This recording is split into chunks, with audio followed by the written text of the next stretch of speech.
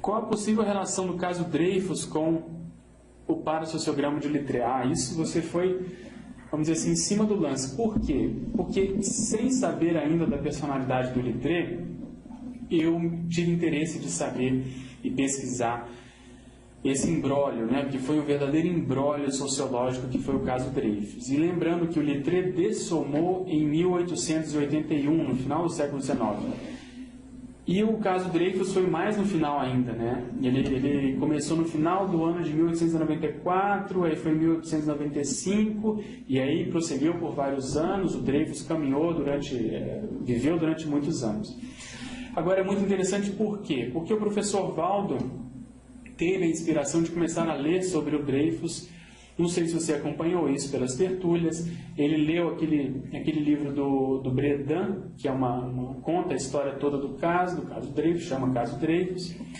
E ele, no caso, distribuiu esse livro para algumas pessoas lerem. E eu fui uma das que tive interesse e fiz toda a leitura daquele livro, é um livro grosso, e tive muita repercussão com esse livro. Não é um livro fácil de ler, são muitos personagens.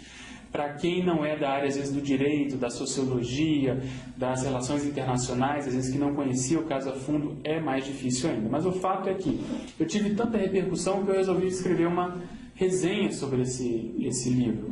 Vocês podem adquirir essa resenha na revista da Holotecologia, a revista da Holoteca que nós publicamos recentemente. Então, foi uma repercussão tão grande que eu comecei a ficar desconfiado de qual é o papel, depois sabendo do Littré, né, qual é o papel do Littré, né, com relação a essas pessoas. Eu vou citar só 2 casos para você pensar, eu poderia falar mais, mas para a gente não se prolongar muito nesse assunto. Uma personalidade-chave do caso Dreyfus foi o escritor Émile Zola. Foi ele que escreveu o J'accuse, né, botou a coisa no ventilador, foi ele um dos responsáveis pela reviravolta do caso, por ajudar na elucidação do caso. E ele era uma personalidade que admirava muito Émile Littré. Tanto que quando Littré dessomou, ele quis considerar o Littré um homem do século. Então havia uma admiração muito grande, até certo ponto exagerada no meu ponto de vista. Mas você vê a afinidade que havia entre essas duas personalidades. E outro fato interessante que eu queria comentar é o fato do próprio Dreyfus estar hoje na condição de intermissivista.